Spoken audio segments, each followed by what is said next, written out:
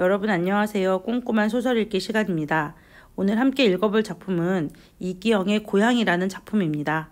이 작품을 읽기 전에 읽기 초점을 보시면 일제강점기 농촌 현실을 보여주고 있는 장편소설이다 이렇게 되어 있는데요. 소설에서 가장 중요한 구성 요소는 인물, 사건, 배경이라고 할 수 있습니다.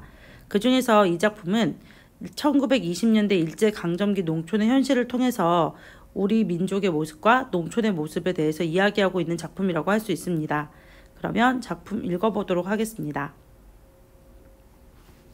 먼저 작품을 이해하기 전에 앞부분의 줄거리를 살펴볼 필요가 있는데요. 앞부분의 줄거리는 작품을 이해하는 데 있어서 굉장히 중요한 요소이기 때문에 함께 읽어보도록 하겠습니다.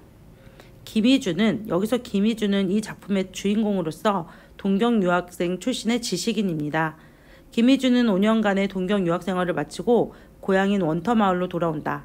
그 사이 마을 주인은 철로가 새로 놓이고 제사 공장이 들어섰으나 원터마을 사람들은 삶은 나아지지 않았다. 이때 제사 공장이라는 단어가 궁금한 학생들이 있을 텐데, 제사는 실을 뽑는, 지금으로 치면 이렇게 실 뽑아내는 그런 공장이라고 생각하시면 되고요. 마을에 철로가 놓이고, 여기 철로, 그 다음에 제사 공장, 이런 것들이 세워졌다는 걸 봐서 이 마을이 이제 근대화되고 있음을 알 수 있습니다. 하지만 마을 사람들의 삶은 여전히 나아지지 않았는데요. 오히려 더욱 힘들어졌다고 볼 수 있겠죠. 그런데 마을 사람들은 유학까지 다녀온 희준이 고향에서 다시 소작농을 하는 것에 실망하지만 희준은 개의치 않고 직접 농사를 지으며 농촌을 바꾸어 나가기로 결심한다. 여기서 중요한 요소는 이 희준이라는 사람이 농촌을 바꾸기로 결심한다라는 부분입니다. 이 소설을 농촌 계몽소설이라고 하는데, 좀 지식인이 농촌을 열악하고 낙후되어 있다고 생각해서 그들을 바꾸려고 하는 내용을 담는 소설들을 농촌 계몽소설이라고 하는데, 이 소설에서도 그런 요소가 드러난다고 할 수 있습니다. 희주는 야학을 운영하는 한편 농민들의 단결을 위해 두례를 결성하는데 앞장을 선다. 이 소설에서 아주 중요한 요소는 바로 이 두례라는 건데요. 두례라는 것은 농민들이 서로 이제 다른 사람의 일도 도와주고 또 그들과 함께 일뿐만 아니라 여러 가지를 같이 하는 일종의 농민들의 협업, 농민들의 어떤 공감, 공동체 이런 거라고 생각하시면 됩니다. 이제 이거를 만들어가지고 마을 사람들을 하나로 모으려고 하는 거죠. 그러면 작품 본격적으로 읽어보겠습니다. 저녁 때 마을 사람들은 집집이 저녁을 치르고 나왔다. 여자들도 쌀이면 밖으로 바람을 쐬러 하나둘씩 나온다. 한낮에 쩔쩔 끓던 불볕은 저녁이 되어도 땅이 식지 않는다. 배경이 여름쯤 되겠네요. 북소리가 둥둥 울리자 그들은 신이 나서 모두들 정자나무 밑으로 몰려들었다 이런 말이죠.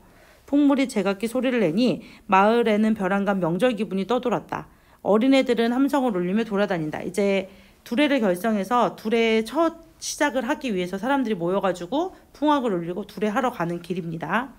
내일부터 두례를 나서게 되는데 안승하기도 저녁을 먹고 나와서 구경을 하다가 무슨 생각이 들었는지 자기 놈부터 매달라는 부탁을 자청해서 말했다. 자, 이 안승하기라는 사람이 누구냐면 아까 나왔던 주인공 김희준과 대립하는 인물이 바로 이 안승하기입니다. 그래서 희준은 반론으로 그를 좌상으로 축혀 올리고 희준은 공원이 되었다. 그러니까 이제 실제로 그 가장 으뜸인 사람으로는 안승학을 맡게 하고 자기는 조합의 실무를 맡아봐서 이 안승학이라는 사람도 둘에 포함시킨 거죠. 농악을 자진가락으로 볶아치자 구경꾼들이 쇠잡이들을 몇 겹수로 둘러쌌다. 쇠잡이는 이거 꽹가리 치는 사람들. 막동이, 인동이 등 소동축들은 뻐꾸제비 노름을 하고 뛰어놀았다. 이제 좀 어린 애들은 뻐꾸제비라는 거는 이제 그 작은 북치고 이렇게 하는 거래요. 덕칠이, 박서방, 월성이, 백룡들은 패랭이 위로 상모를 돌리며 소고를 들고 군대짓을 하면서 개구리띠을 하면서 뒷걸음질 쳤다. 지금 이제 두례 하기 전에 사람들이 모여가지고 풍물 이런 거 즐기는 모습이죠. 그 가운데로 쇠대기는 검은 장삼을 입고 너울거리며 춤을 추었다. 좋다 뻐꾸야. 희준이는 자비손 쪽에서 징을 치며 돌아다녔다. 이 바람에 김선달도 신명이 나서 부세 앞 마주 돌면서 발을 굴러가며 자진가락을 넘겼다.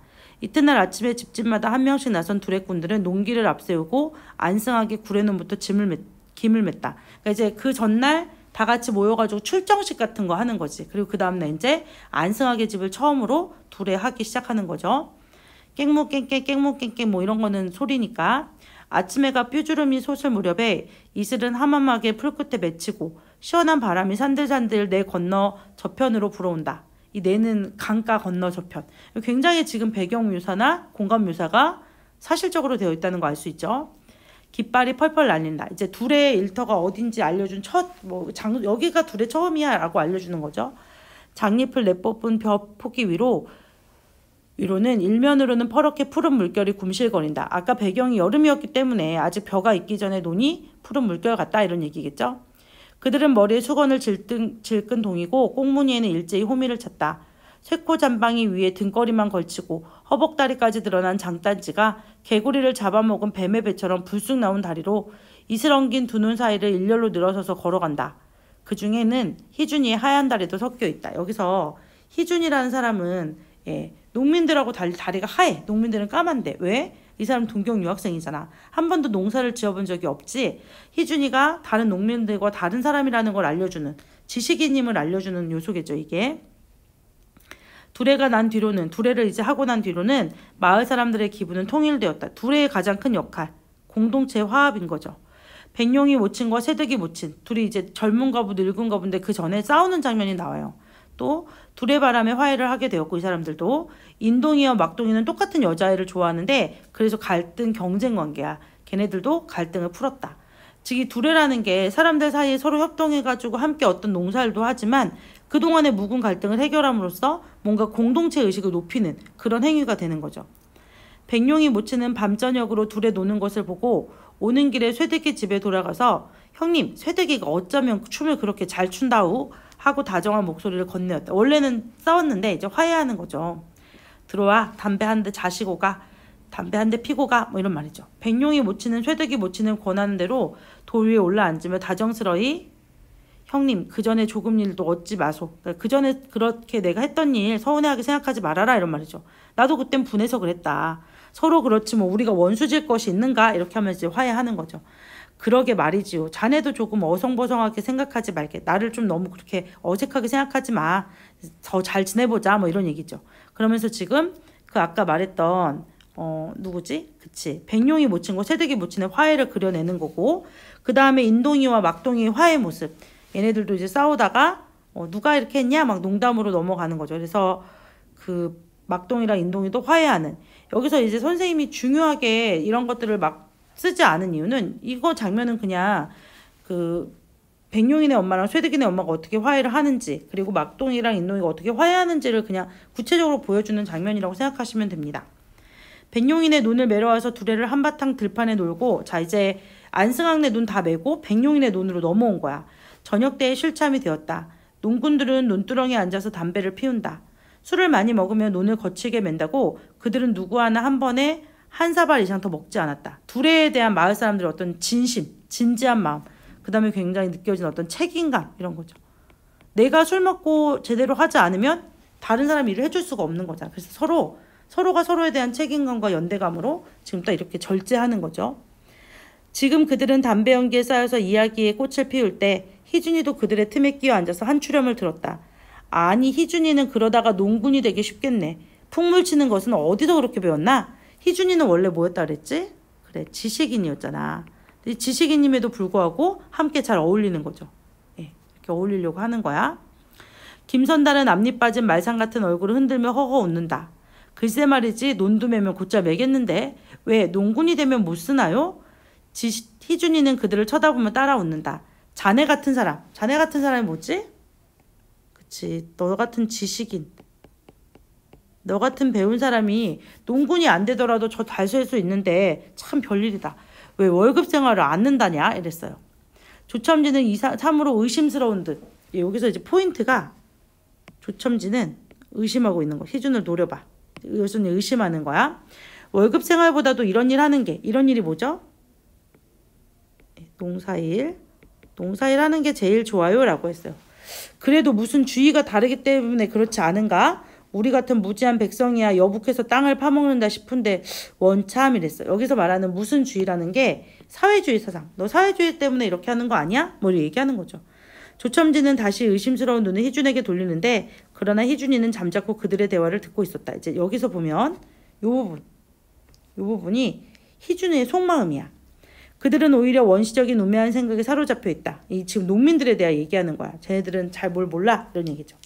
인간의 생산력이 유치하였을 때 자연에게 압박당하고 사회 환경의 지배를 받을 때 그들은 이것이 불가항력으로 돌리는 동시에 인간을 무력하게 보고 따라서 숙명적인 인생관을 갖게 되지 않았는가. 그러니까 인간이 생명력을 갖지 못하면 그렇게 된다는 거죠. 생산력. 지금 이들에게 노동은 신성하다. 사람은 누구나 노동을 해서 먹고 사는 것이 가장 옳은 일이라고. 농사 짓는 것과 석탄 캐는 것과 고기 잡는 것과 길쌈하는 것 같은 생산적인 노동. 자, 여기 보시면 지금 이 생산적인 노동이라는 게 뭐냐? 농사 짓는 것, 석탄 캐는 것, 고기 잡는 것, 길쌈하는 것, 이런 게 생산적인 노동이지. 그것들이 우리 생활에 직접적으로 필요한 것. 얘를 생산적인 노동이라고 말하는 이유는 우리 생활에 직접적으로 필요한 것이기 때문에. 이 부분 잘 기억해 두셔야 돼요. 이 부분이 노동이라는 것에 대한 희준의 생각이야. 희준은 생산적인 노동을 해야 되고 생산적인 노동이란 우리 생활에 직접적으로 필요한 것이 만큼 귀중한데 어떤 게 생산적인 노동이냐? 농사, 석탄 캐기, 고기 잡는 것, 길쌈하는 것 이런 거랬죠. 길쌈이라는 건 뭐냐면 옷감 짜는 것 같은 거.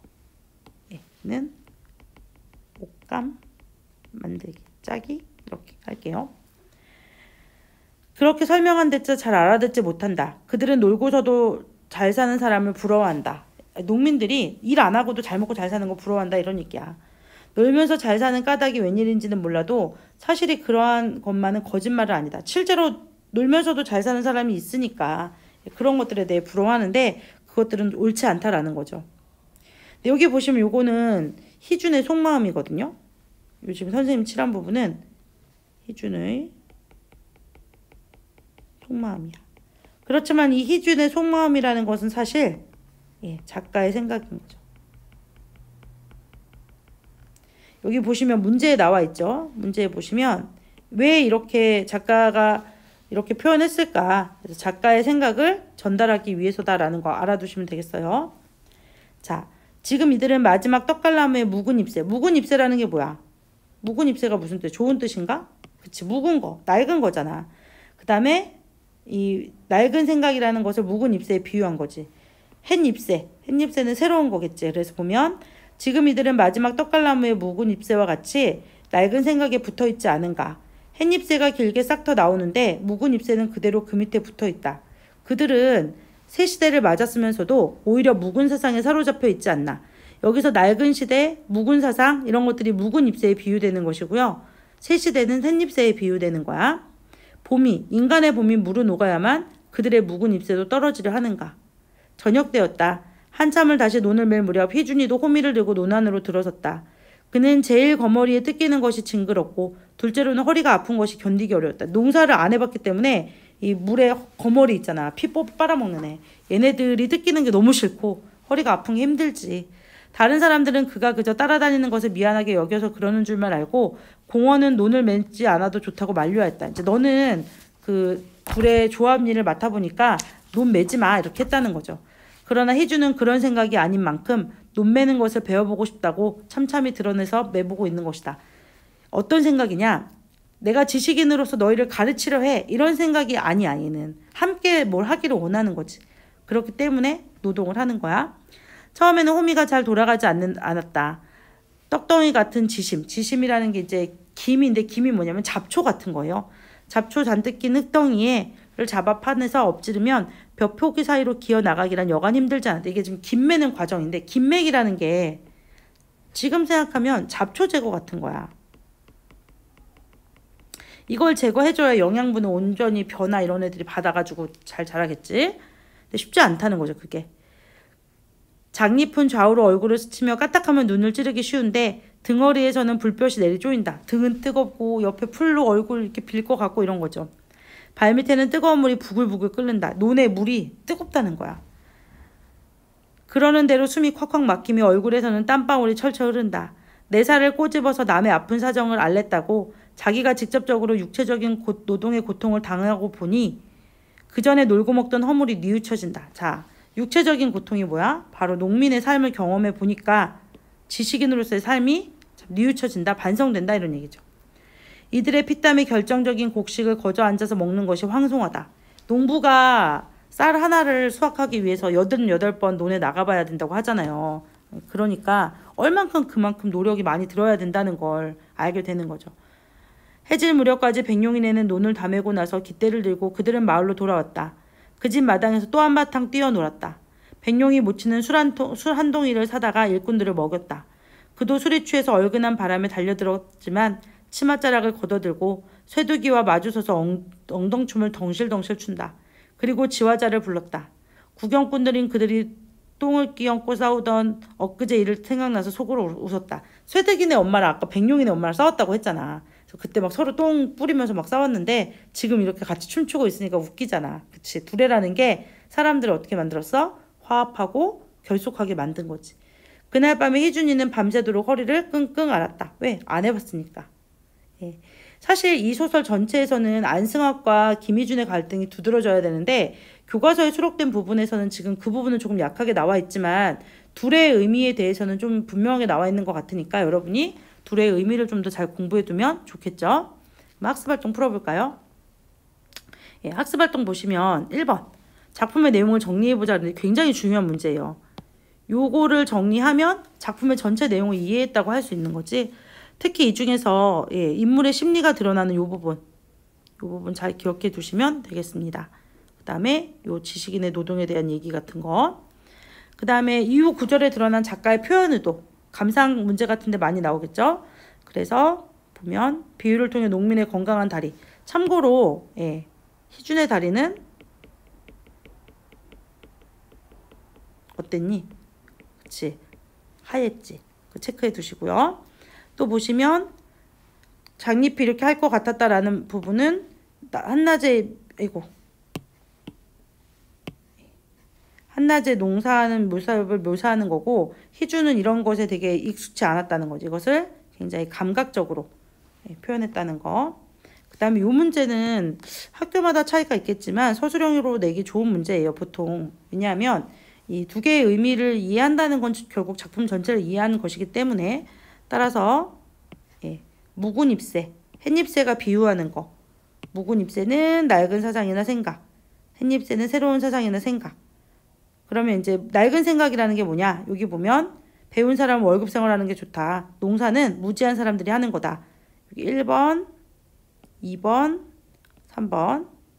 그 다음에 햇잎새 1번, 2번. 예, 요거 정리해 두시면 아마 분명히 도움이 될 겁니다. 학습활동이 사실 내신 시험에서는 굉장히 중요한 부분이기 때문에 학습활동을 꼼꼼히 풀어보는 게 시험을 잘 보는 비결이라고 할 수 있어요. 그 다음에 이제 이 소설을 선생님이 잠깐만요. 여기 정리를 좀 해볼까요? 이 소설은 이렇게 정리할 수 있거든요. 이 소설을 우리가 리얼리즘 소설이라고 합니다. 리얼리즘이라는 것은 1920, 30년대에 유행했던 것인데 현실이 아무리 비참하고 더러운 것일지라도 있는 그대로의 모습을 그려내는 것. 대표적인 리얼리즘 소설이 현진권의 운수 좋은 날이에요. 예, 그런 소설을 우리가 리얼리즘, 사실주의 소설이라고 하는데 이 소설도 그래서 공감 묘사라든지 아니면 그런 사람들의 심리 같은 것들이 굉장히 사실적으로 드러나 있다라는 거. 그 다음에 이 소설은 좀 약간 계몽적인 성격이 있죠. 사람들, 농민들을 좀 깨우치려고 하는 거. 그 다음에 노동의 가치를 중요시 여기고 노동을 신성한 것으로 여기는 사회주의적 가치가 드러나 있다는 것도 참고로 알아두시면 됩니다.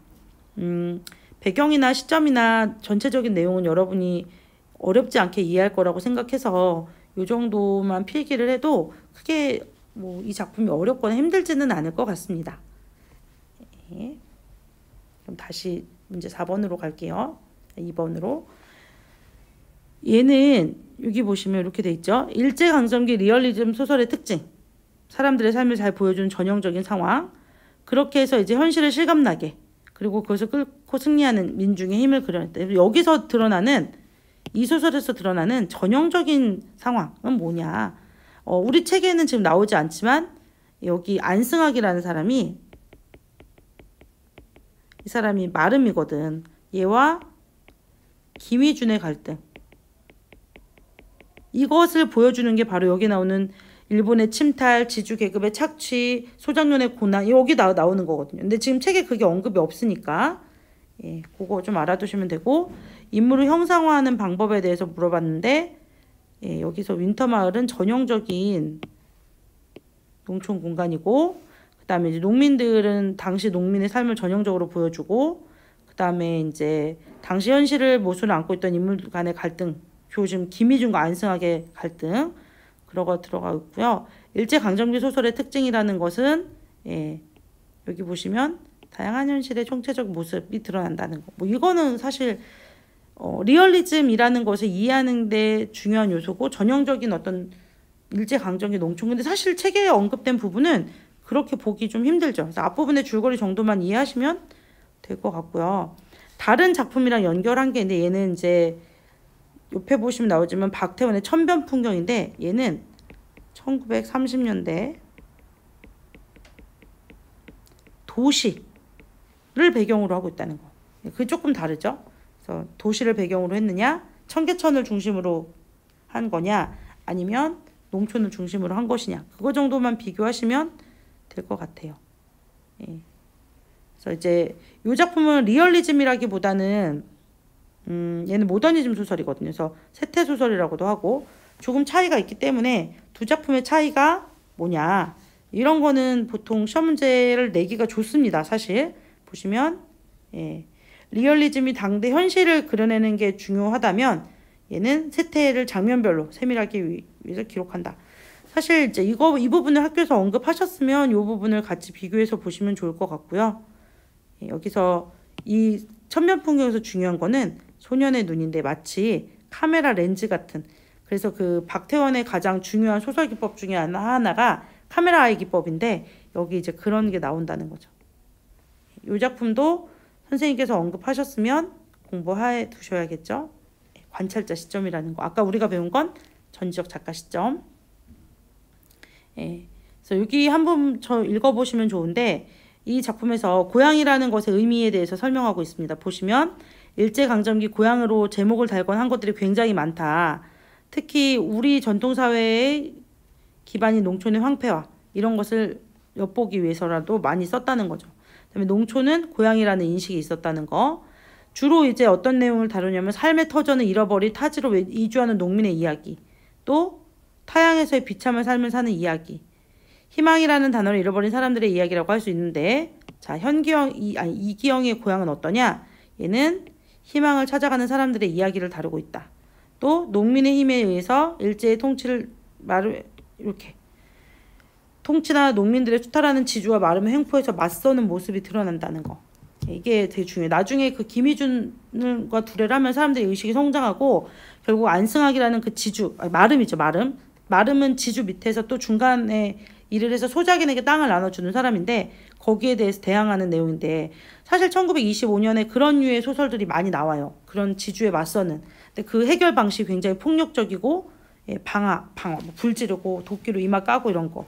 바로 그 카프 문학이라고 하는 그런 문학들이 있었는데 얘는 그런 거랑은 좀 결이 다르기 때문에 좀 더 주목받을 수 있겠죠. 그 다음에 김희준은 지식인으로서 사고 행동에서 벗어나 농민들과 호흡하여 해결해 나가는 모습을 보여준다는 거. 그래서 중요한 것은 여기서 이제 대부분의 그런 지식인들이 이념을 앞세우는데 김희준은 살아있는 인물이라는 거. 이념 위주가 아니라 현실을 생각했다는 거. 이게 중요하죠. 그런 면에서 이 작품이 굉장히 사실적이다라는 거. 여기까지 이해하시면 되겠습니다. 수업 마치겠습니다. 다시 한번 교과서를 꼼꼼히 읽어보시고요. 제시된 장면과 관련된 학습활동 잘 풀어보시면 됩니다. 사실 우리 책에 언급된 부분은 인물 간의 갈등이 주가 되는 장면이 아니기 때문에 여러분이 기본적인 소설의 요소인 갈등은 좀 약하지만 그래도 1920년대 농촌을 얼마나 잘 그려내고 있는지 면에서는 주목해 볼 만하다고 생각하고요. 둘의 의미와 같이, 그 다음에 묵은 잎새와 햇잎새, 이것의 의미 이런 거 좀 파악하시면 어렵지 않게 읽어낼 수 있는 작품이라고 생각합니다. 수고하셨습니다.